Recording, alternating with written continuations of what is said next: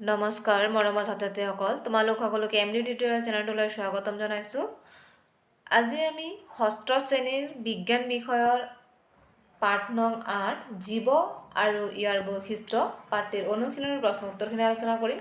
তোমালোকে যদি মোৰ চেনেলটোত প্ৰথমবাৰ আহি থাকা তেন্তে চেনেলটো ছাবস্ক্ৰাইব কৰি ল'বা আৰু ভিডিঅ'টি স্কিপ নকৰাকৈ শেষলৈকে চাবা বুলি আশা ৰাখিছোঁ। ব'লা তেন্তে ভিডিঅ'টি এতিয়া আৰম্ভ কৰোঁ। প্ৰথমে আছে শুদ্ধ উত্তৰৰ গোলটো সম্পূৰ্ণকৈ পূৰ কৰা। ইয়াত মই তেনেকৈ OMR নিচিনা দিয়া হোৱা নাই, মই অপশ্যনকেইটা দি দিছোঁ আৰু আনচাৰটো তলত লিখি দিছোঁ। ১ নম্বৰত আছে তলত দিয়া কোনবিধৰ বৃদ্ধি নহয়। আৰু অপশ্যন আছে গছ, চাইকেল, শিশু, পখিলা। গছ ডাঙৰ দীঘল হয়, শিশু হয়, পখিলাও ডাঙৰ হয়। ইয়াৰ উত্তৰটো হ'ব চাইকেল। চাইকেলৰ বৃদ্ধি নহয়। ২ নম্বৰ বীজৰ অংকুৰণত তলত দিয়া কোনবিধৰ প্ৰয়োজন। অপশ্যনবোৰ আছে পোহৰ, প্ৰয়োজনীয় উষ্ণতা, সাৰ, পানী। ইয়াত গোটেইখিনি লাগে যদিও কিন্তু প্ৰথম প্ৰয়োজনীয় অংকুৰণৰ বা প্ৰথম প্ৰয়োজনীয় বস্তুটো হ'ল পানী। ৩ নম্বৰ মাছে কিহৰ সহায়ত পানীত সাঁতুৰি ফুৰে। ইয়াৰ উত্তৰটো হ'ব ফান। মাছে ফানৰ সহায়ত পানীত সাঁতুৰি ফুৰে।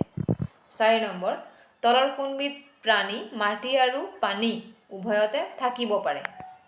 ইয়াৰ উত্তৰটো হ'ব ভেকুলী। ভেকুলী মাটিতো থাকে, পানীতো থাকে। ৫ নম্বৰ তলত দিয়া কোনবিধ গছৰ পাত স্পৰ্শ কৰিলে জাপ খাই যায়। ইয়াৰ উত্তৰটো হ'ব অপশ্যন নম্বৰ চি, লাজুকী লতা। লাজুকী লতাৰ পাতবোৰ চুই দিয়াৰ লগে লগে পাতবোৰ জাপ খাই যায়। ৬ নম্বৰ মহে ক'ত কণী পাৰে। ইয়াৰ উত্তৰটো হ'ব বন্ধ পানীত। মহে বন্ধ পানীত কণী পাৰে। ৭ নম্বৰ লালুকিৰ গাত তলৰ কোনটো দেখা যায়।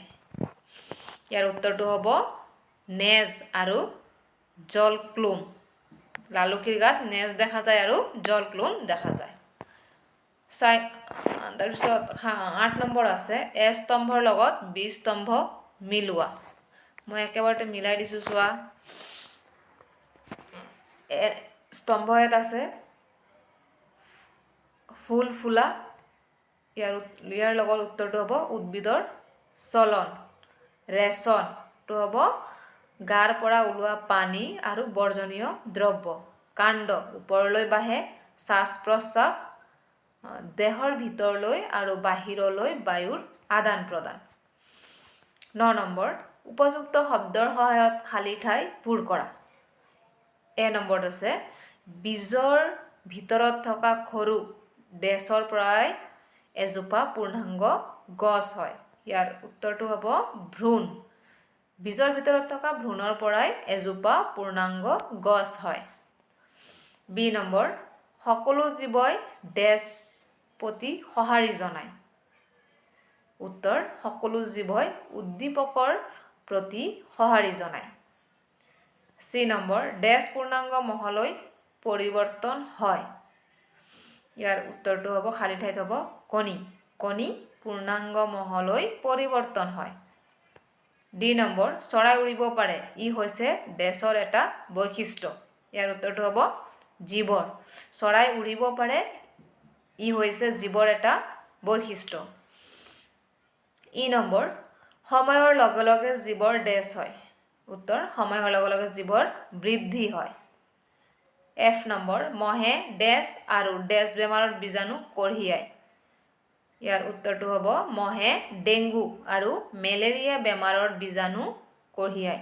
সেইকাৰণে আমি কি কৰোঁ, ৰাতি শুওঁতে আঁঠুৱা তৰি শুওঁ, যাতে মহৰ কামোৰৰ পৰা আমাৰ মেলেৰিয়া বা ডেংগু বেমাৰ নহয়।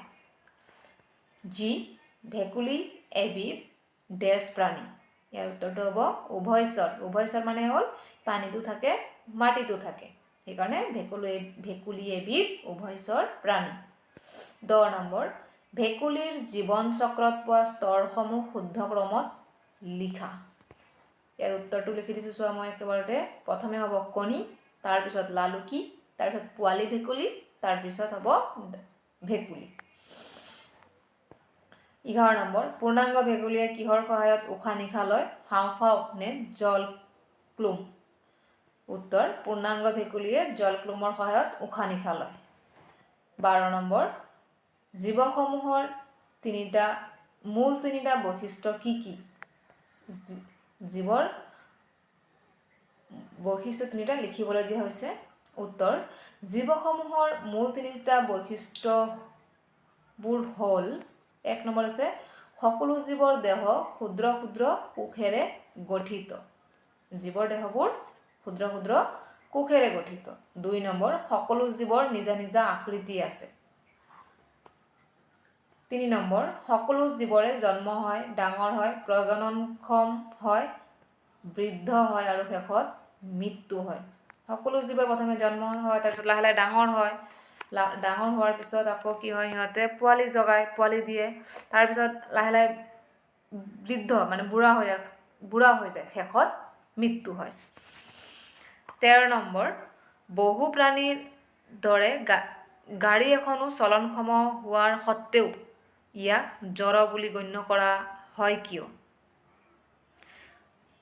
গাড়ীটো যিহেতু লৰচৰ কৰে, কিন্তু তথাপি গাড়ী কিয় জড় বুলি ধৰা হয়?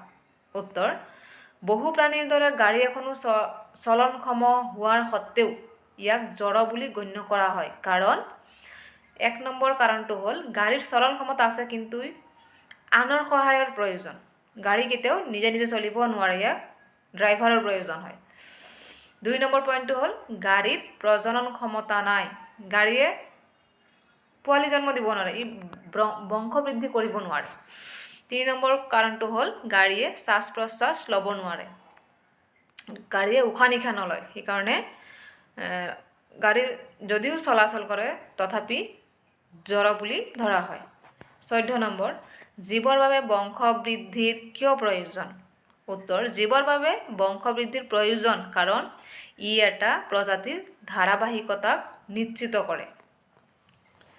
15 নম্বৰ ভেকুলীৰ জীৱন চক্ৰৰ বিভিন্ন দশাসমূহৰ নাম লিখা।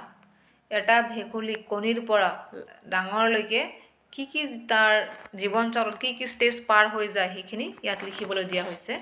প্ৰথম 1 নম্বৰ স্তৰত হ'ব কণী, তাৰপিছত হ'ব কি ভ্ৰূণ, আৰু ইয়াৰ সময় লাগিব কণী 1 দিন আৰু ভ্ৰূণ তৈয়াৰ হ'বলৈ 3 পৰা 4 দিন সময় লাগে।